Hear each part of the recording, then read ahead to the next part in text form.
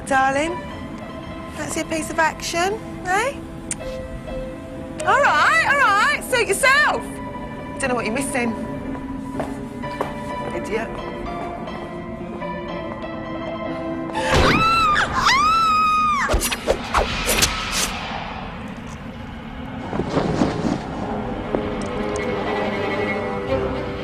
In 1888, Jack the Ripper terrorised the East End of London with a campaign of murders that resulted in the deaths of 5 women, possibly even more. It's a case which has fascinated the world, and yet the identity of the murderer remains a mystery. Until now, I'm reopening the case and hoping to get closer to the killer and finally unmask him. It's not going to be easy, but then nothing worthwhile ever is. Oi! Excuse me? Are you Jack the Ripper? Can I have your autograph? It's not for me, I don't like you. It's for me mum.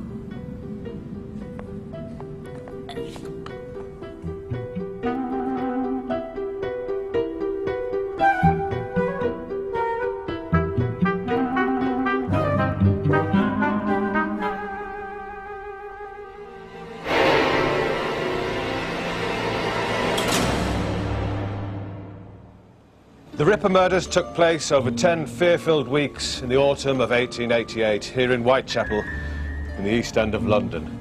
The murders shocked the Victorian world with their brutality, and the world's most famous serial killer came into being. They called him Jack the Ripper. Over the past century, there have been many suspects and just as many fantastic theories as to who Jack really was. I've always been fascinated by this case and the mystery surrounding the identity of the murderer. Why did he brutally kill 5 women, and what made him stop? And how did he evade capture? I'm going to reopen the case and work through the evidence that exists, a lot of it which only came to light recently, and see if I can name Jack the Ripper. And to begin with, I'm going to look at the appalling murders that took place. All the Ripper's victims were prostitutes, working on the streets of the East End of London. Most people think that the first one was Mary Ann Nichols, who was murdered at 3:30 a.m. on the 31st of August 1888 at Bucks Row. Her throat was cut and her stomach ripped open. She'd gone out to work that night to pay for a room in a lodging house. The room which she shared with 4 other women cost 4p a night, which was just what she could earn on the streets for a 4p knee trembler. The second victim was 45-year-old Annie Chapman. The killer mutilated her body and took the rings from her fingers. When they found her, her throat had been cut, her insides ripped out, and her uterus completely removed.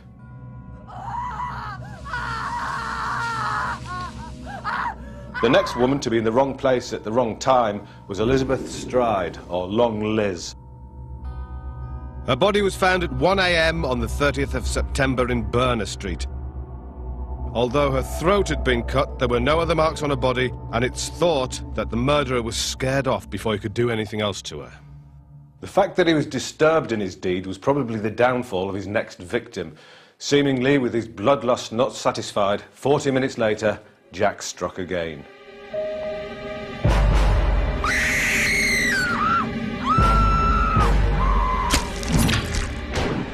Catherine Eddowes was his 4th victim. Her face and body were mutilated and her kidney was missing. Her possessions were listed at her inquest, and they included a pitiful single red mitten and 6 pieces of soap. Jack's final victim was different from all the others. Mary Jane Kelly was 25 and not a known drinker. Kelly's body was found at her lodging house on the 11th of November 1888. And it was by far the most gruesome murder.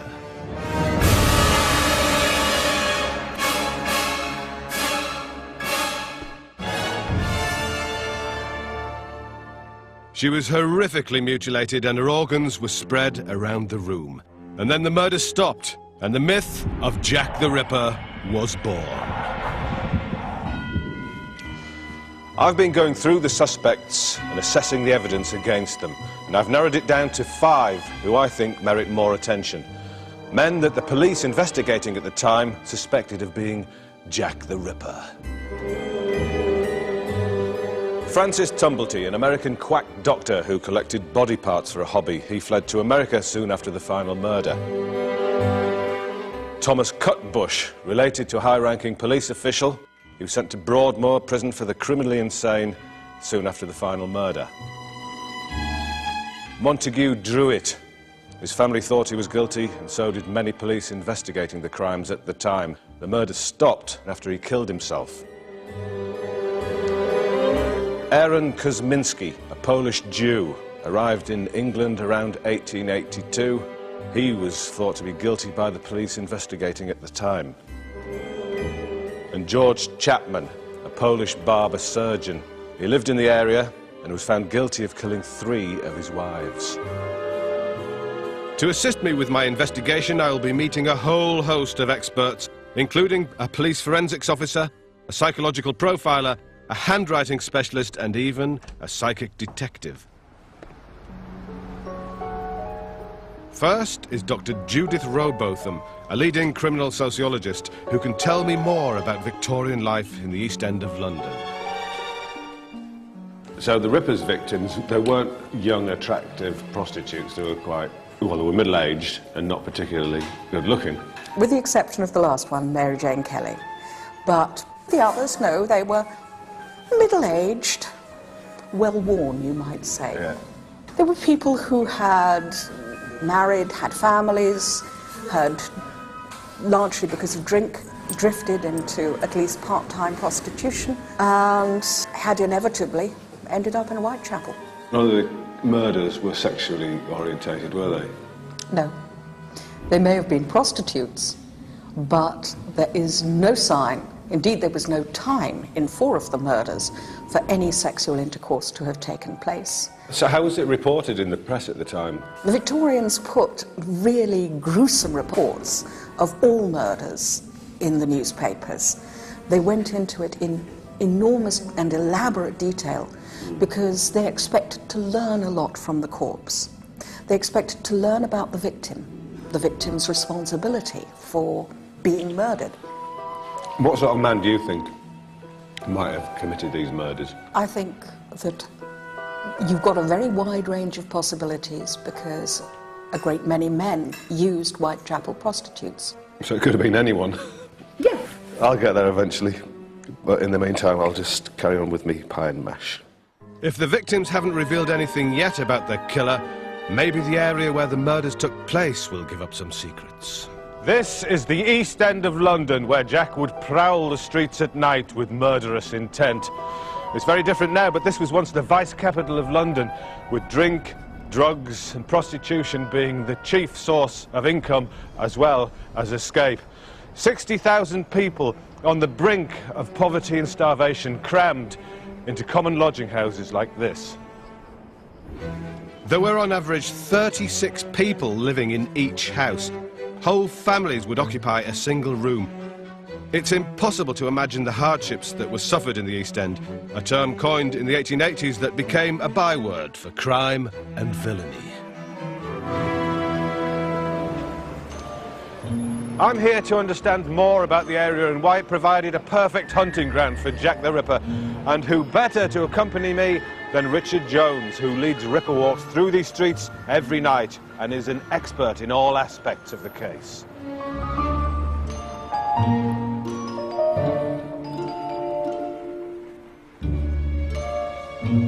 We're going to set off on the night of the double murder. This is the 30th of September. It is perhaps the most significant night in the hunt for Jack the Ripper because this is the only night that the killer left a clue behind. If you'd like to follow me this way.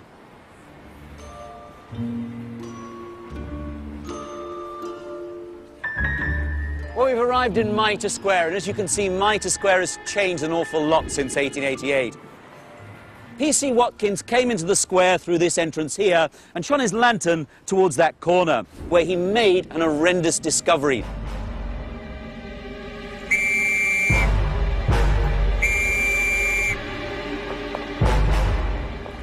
For God's sake, come and help! There's another one out there and she's been ripped to pieces!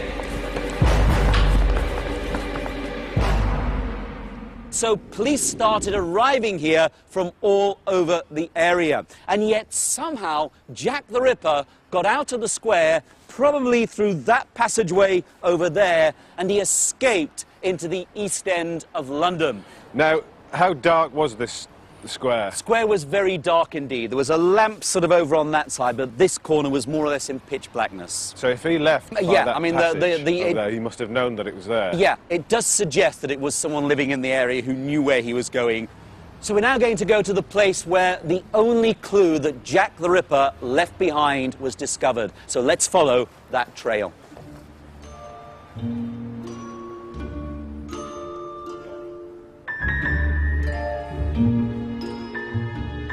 Jack the Ripper, when he murdered Catherine Eddowes in Mitre Square, it was more than apparent that a section of her apron had been taken away by her murderer. And that portion of apron was discovered at around about 2:55 in the morning in this doorway here. And that is the clue that Jack the Ripper left behind. It's a geographic clue. There can be no doubt about it. He's heading home. So that suggests someone who lived in the East End of London. The apron has disappeared, and in fact, no hard evidence remains today. To find out how police would handle the case now, I'm off to meet DC Paul Johnson, forensics expert at the Metropolitan Police Crime Academy. Because what they did in 1888, when these crimes took place, the police were very quick to get rid of all the evidence. Absolutely. So there's nothing left now at all. So take, for instance, Catherine Eddowes there. Sure. And that's where she was found. How would you go about that? The first thing would be to preserve our scene, and the way we would do that is to set up a cordon so that nothing went in and nothing came out. The killer, Jack the Ripper, cut off the piece of the bottom of her apron and dropped it a quarter of a mile away. If that happened now, could you tell who the killer was? When two substances come together, every contact leaves a trace. So therefore you could have some fibres from Jack on the apron and vice versa. So if he was found at a later date or suspected to be someone at a later date, then we'd seize the clothing and possibly look for fibres. If Jack the Ripper was around now, would he have got away with it? I can't see any reason why, with today's forensic awareness, that we couldn't possibly have got hold of him. But we've got no evidence. No. So we're stuffed. Yes. Just a little bit. So, there's no evidence, and I'm yet to eliminate a single suspect. Could it be George Chapman, the Polish barber? Francis Tumblety, the quack doctor, or maybe Montague Druitt, a well-to-do teacher. Then there's Aaron Kosminski, a hairdresser with psychiatric problems, and finally, Thomas Cutbush, the nephew of a high-ranking policeman. It's no surprise that the case has remained unsolved for so long, but I won't give up. Still to come, I visit a leading psychological profiler and get inside the mind of the killer. He was a sadist, that he actually got turned on by the mutilations that he performed. And I find out more than I bargained for about one of my suspects. Demented and incoherent, self-abuse.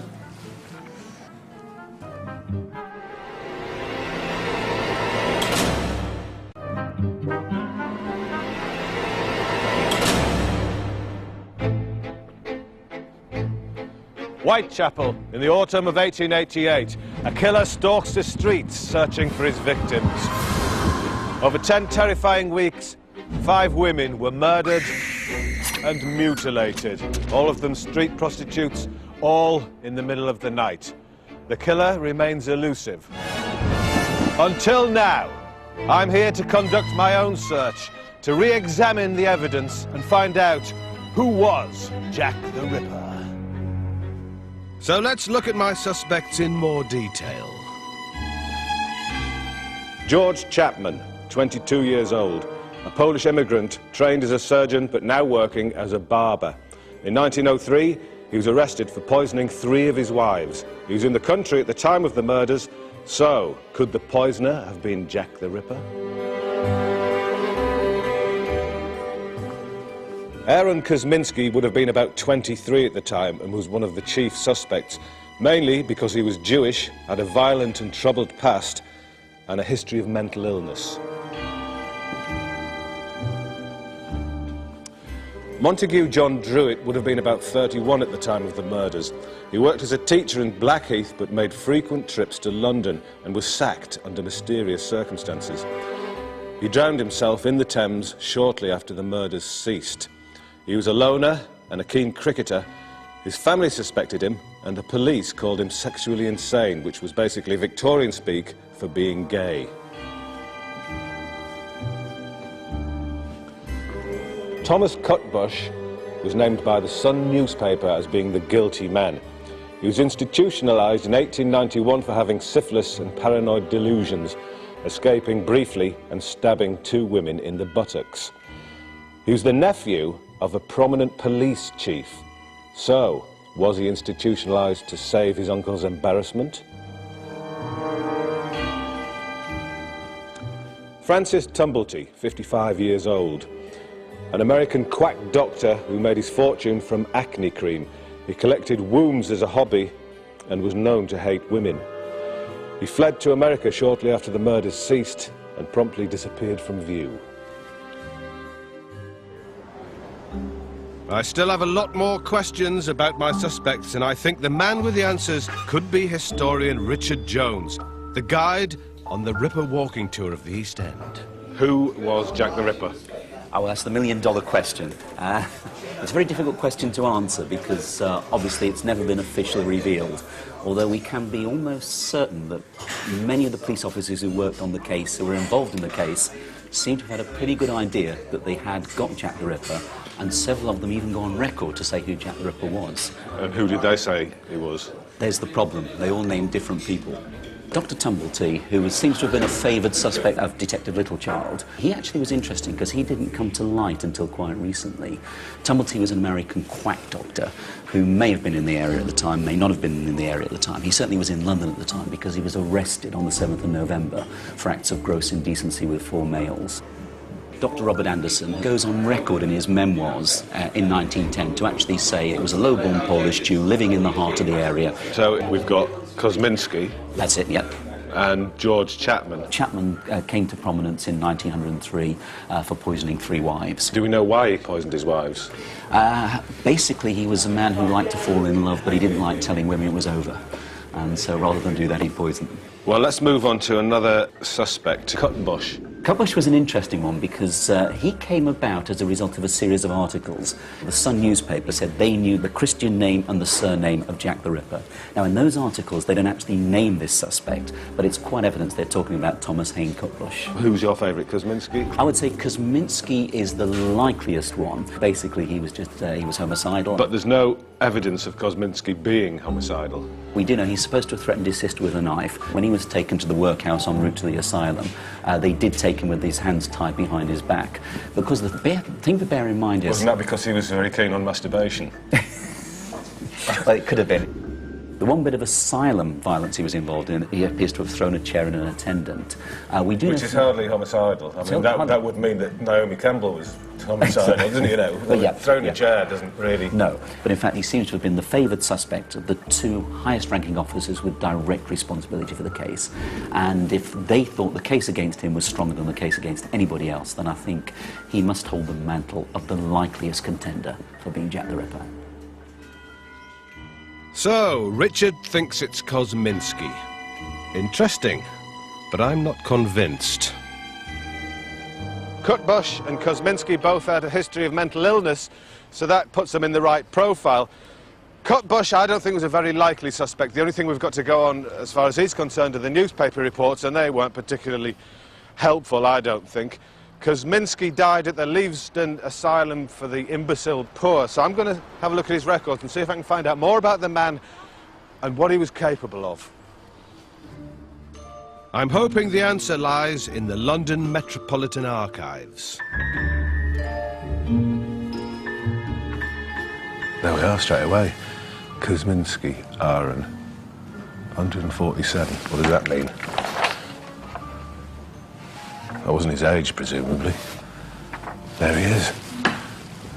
Aaron Kosminski, 7th of February, 1891. Age 26.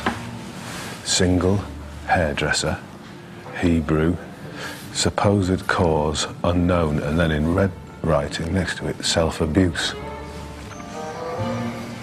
He's not epileptic, not suicidal, dangerous to others, no. He declares that he is guided and his movements altogether controlled by an instinct that informs his mind. He says that he knows the movements of all mankind. He refuses food from others because he is told to do so, and he eats out of the gutter. Demented and incoherent. It just seems like quite a sad character, actually. Looking at Kosminski's records, it's clear he had mental health problems, but would he have been capable of being Jack the Ripper? I need to get inside the mind of the killer to find out.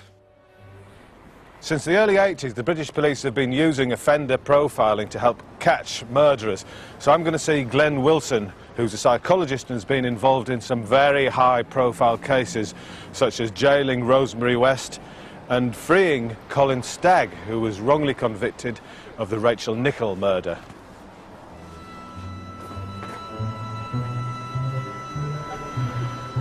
I've come to see Glenn Wilson.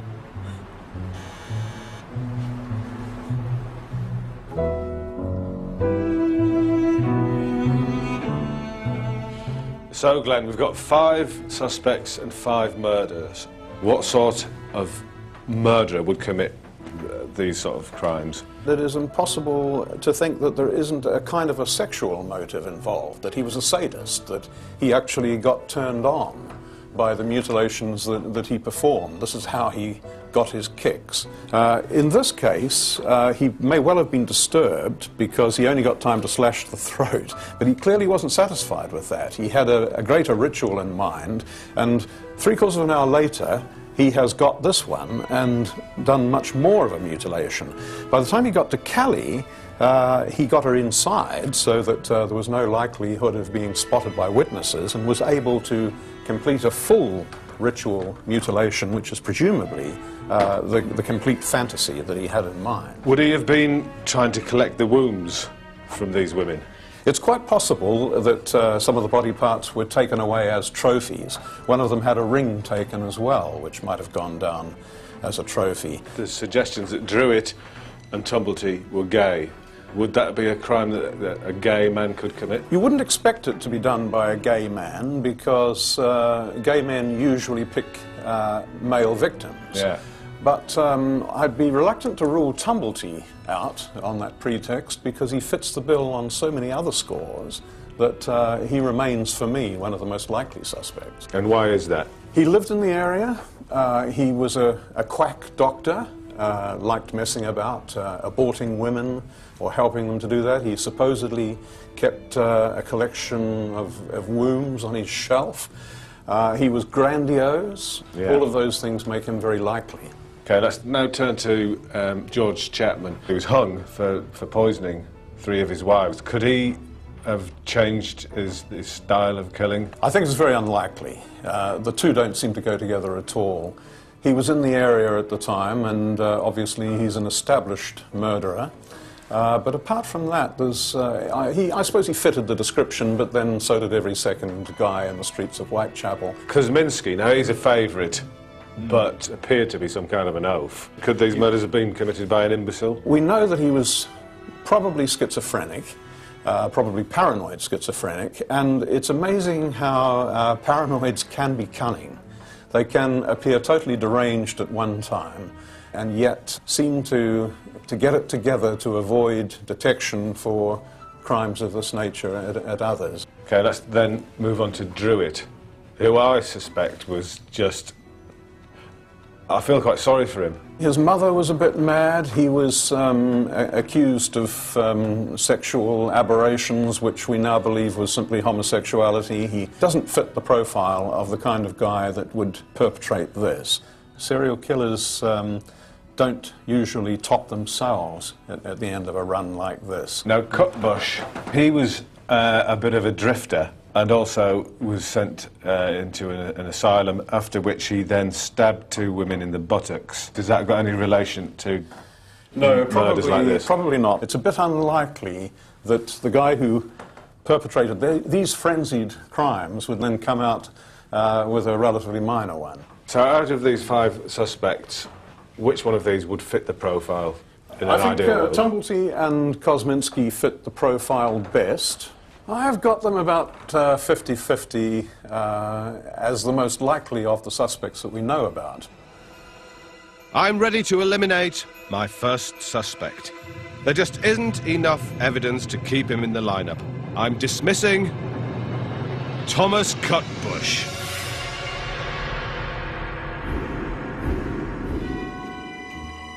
Richard Jones said that the Sun newspaper had no evidence to back up their claims, and Glenn Wilson confirmed my opinion by saying that his other crimes make him a very unlikely candidate indeed. A newspaper put forward Cutbush as a suspect, and it was the press who fueled the story when they published the famous Dear Boss letter, supposedly from the killer in the middle of the murder spree. Dear Boss, I keep on hearing the police have caught me, but they won't fix me just yet. Grand work, the last job was.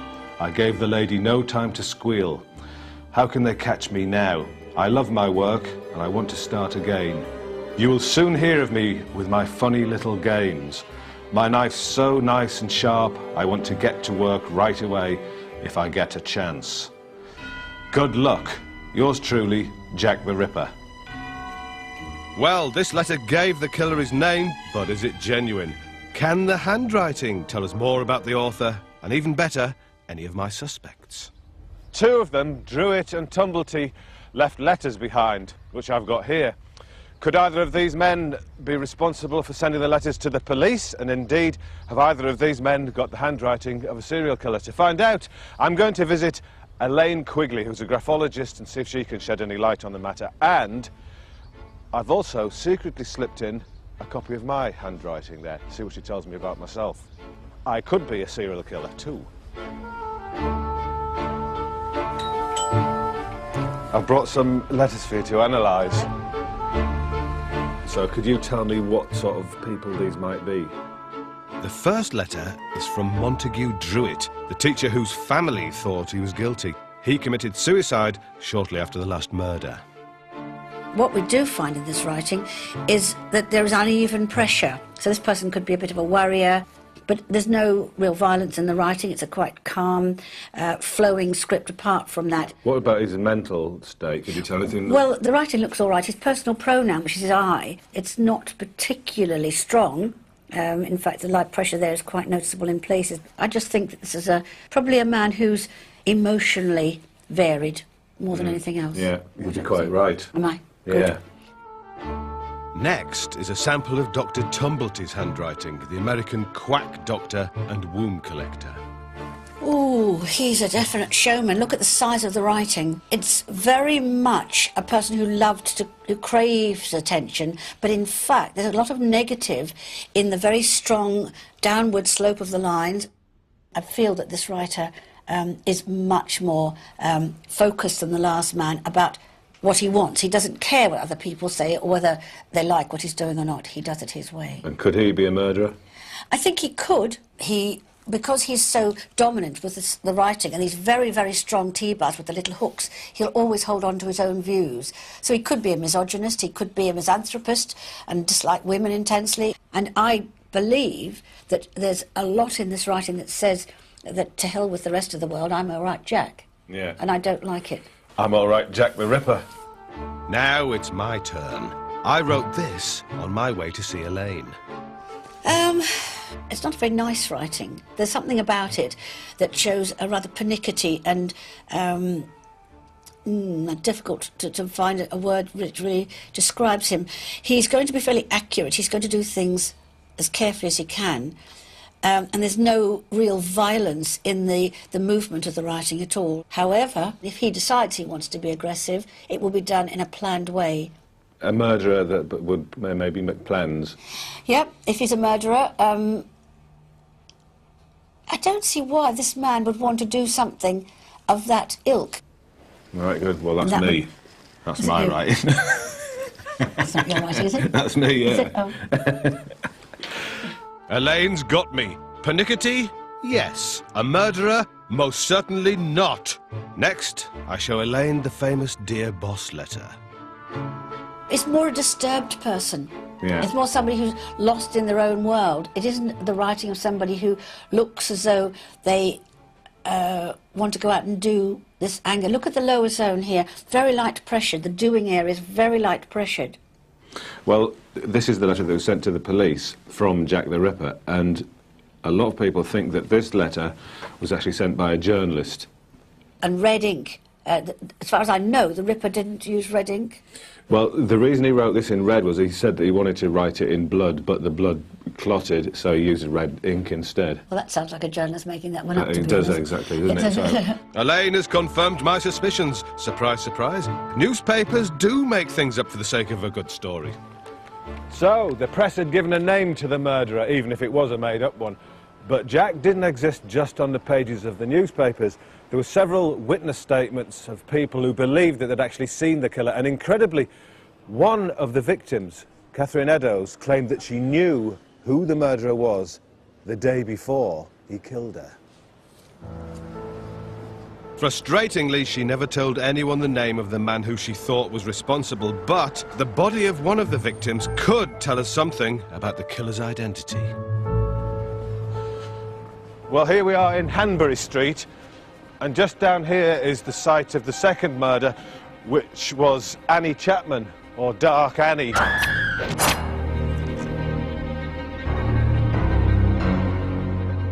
And she was found slumped in a doorway on this site, right here. She was found with her throat slit and a uterus removed, and it was after this murder that the coroner at the post-mortem suggested that the killer probably had some kind of anatomical knowledge.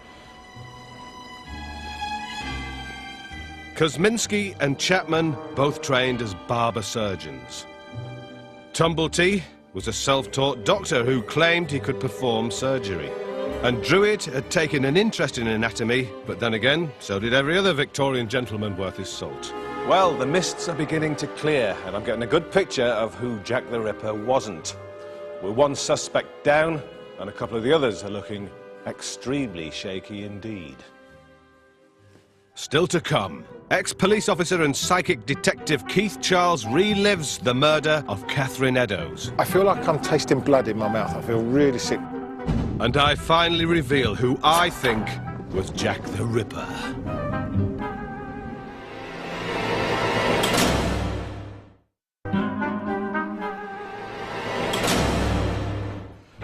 For 10 long weeks in the autumn of 1888, the East End of London was held ransom by the terrifying spectre of Jack the Ripper. To this day, he's never been named, although many suspects have been suggested. Still in my lineup, Aaron Kosminski, a Jewish immigrant with a history of mental health problems. Francis Tumblety, a quack doctor with a gruesome collection of wounds. Montague Druitt, a troubled teacher whose family thought he did it. And George Chapman, a Polish barber who poisoned 3 of his wives. The problem with trying to solve this case is that it happened about 120 years ago, and records aren't particularly complete. And I haven't got a time machine, which would have been nice, so I'm going to try the next best thing. I'm going to visit Keith Charles, who's an ex-police officer and a psychic medium, and I'm going to take him to some of the murder sites to see if he can contact any of the people involved, and possibly even name the killer. Keith, an ex-police detective, now uses his psychic skills to assist investigations, most recently helping the Philadelphia police.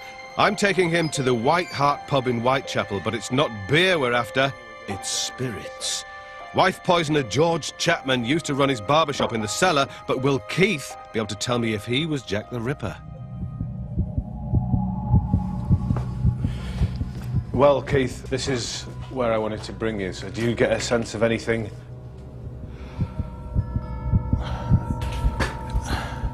Well, I want to go to the far extremity over there, as if they're... I want to go maybe up through that way. Yeah, there was an entrance there, and if you came down those stairs, you came into this room, which was a barber's. Right. Whatever went on here was not there was more that went on than cutting hair. I feel that, with the greatest respect, I want to throw up. This would relate to a female. Well, the barber poisoned 3 of his wives. There's a feeling of something down that... Shall we go and have a look down there? Could we, if that's okay? Yeah. You lead on.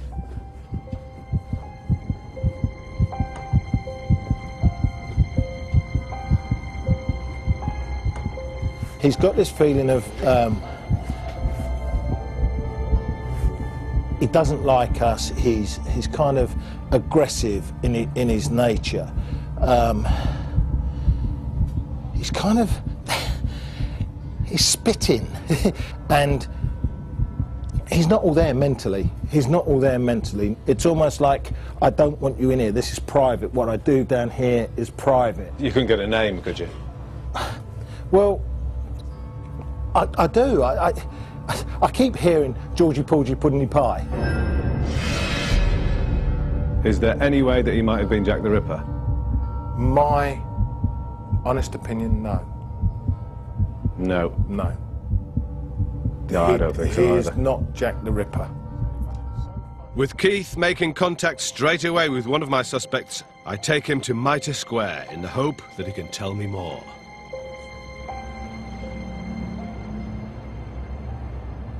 Do you feel anything around here? Yeah, I feel that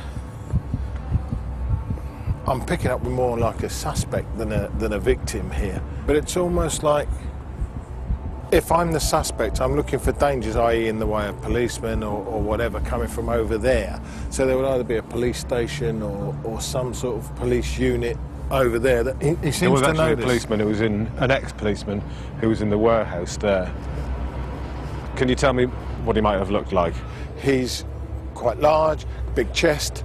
He's a gentleman who's got some military background. He would have had a knowledge of anatomy. There's something about the knife that was used in causing the injuries as having some sort of curve to it.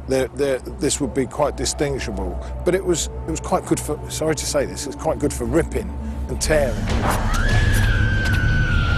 I feel like I'm tasting blood in my mouth. I feel really sick, like she's got no strength to fight because he's done this. Keith is getting a clear feeling of who Jack the Ripper was. To see if it matches any of my suspects, I show him some photos. See, I can discard those two. These two, yeah. Yeah. So we're down to these two. This man's called Kosminski, and he was a... take that away. It's this man. This is Francis Tumblety. If I was going by what I'm being told, what I'm connected with, if I had to tell you who was the Jack the Ripper, that's that man. It's time to eliminate my next suspect. I'm going to dismiss George Chapman. Glenn Wilson and Richard Jones convinced me that a murderer is unlikely to change his method from ripping to poisoning. Keith Charles has just confirmed it. So it's goodbye, George Chapman. 3 suspects left, but one of them is looking weaker by the minute. Montague Druitt lived the furthest away from the scenes of the crimes, and he regularly played cricket at his local club, often just hours after the murders. Would he have had time to brutally kill someone, change out of his bloody clothes and into his cricket whites, and be on the pitch for the first innings? Some believe it rules him out.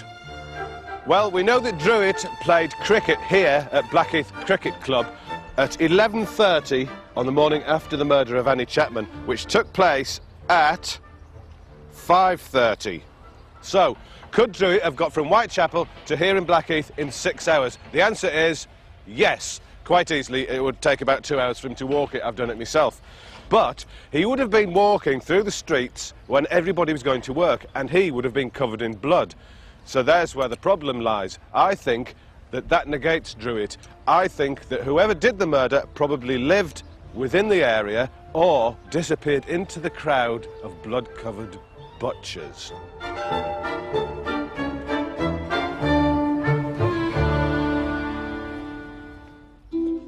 And not only that, I just don't think that Montague Druitt had the psychological profile of a murderer. He was last seen alive on the 3rd of December 1888. On the 31st of December, his body was pulled from the Thames near Chiswick, West London. His suicide note said, "Since Friday, I felt I was going to be like Mother, and the best thing for me was to die." She'd been committed to an asylum, and Druitt's note seems clear. He didn't want to go the same way, and that's why he killed himself, and not because he was Jack the Ripper. Well, this is where Montague Druitt lived and worked here on Blackheath, and I'm going to eliminate him from our suspect lineup and set him free once and for all, the poor bloke.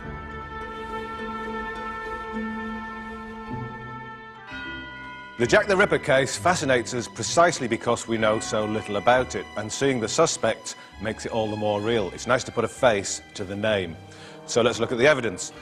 Cutbush. Well, he seems to have been set up by the newspaper because his uncle, Charles Cutbush, was the chief superintendent of the police, and the only evidence is from the newspaper report. Chapman, well, there's no evidence whatsoever. Serial killer, yes, but Jack the Ripper, I don't think so. And Druitt seems to have killed himself following being sacked from the school that he worked in and his mother's recent illness, rather than any guilt at being Jack the Ripper. So, that just leaves two, Kosminski and Tumblety. My experts have helped me get to this stage, but what now?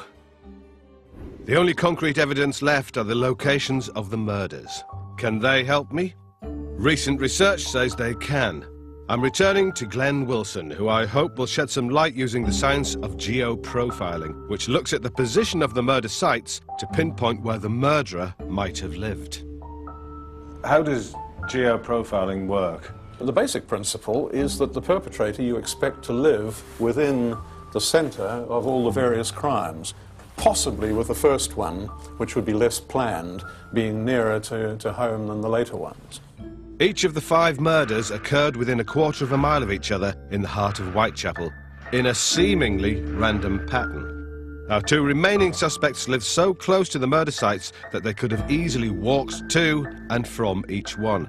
Kosminski lived at 3 Scion Square, and Tumblety is thought to have lodged at 22 Batty Street. All of these sites are roughly equidistant from the home bases of Tumblety or Kosminski, going out like the spokes of a wheel. The one that got aborted prematurely is very close to their home. I'm thinking it's Tumblety, who's, as you said, he's headed off towards his hunting ground, and all of a sudden he steps out of his house and there's a prostitute in front of him, who he thinks, oh, but I wasn't expecting that, but I'm going to have a go anyway, and then thinks, hang on, no. Might have been that he realised that somebody might recognise him from the neighbourhood, so he quickly moved on to complete the job somewhere else over here. So what we've got here is almost a perfect arch right across there. So if it was Tumblety, the fulcrum here, we draw a line there to his house, and then to number 4, and then number 2 there. So you would have gone 1, 2, 3, then back almost to the 5. But look at that, it's like a third of a pie. Does that suggest to you that the murderer, whoever he was, might have lived there? It certainly points to Tumblety, but it's not too far off the Kosminski residence either. That's perfect geometry. Geometry-wise, that is spot on, isn't it? And this windscreen might perfect. 1, 2, 3, 4, 5, 6, 7. He could have carried on forever. It's time to assess the evidence and finally choose between my remaining 2 suspects, Tumblety and Kosminski. Kosminski must hold the mantle of the likeliest contender for being Jack the Ripper. This is Francis Tumblety. If I had to tell you who was the Jack the Ripper, that's that man. There's a lot in his writing that says that to hell with the rest of the world, I'm all right, Jack. The man who did this would have had local knowledge, was operating within a comfort zone. Demented and incoherent, dangerous to others? No.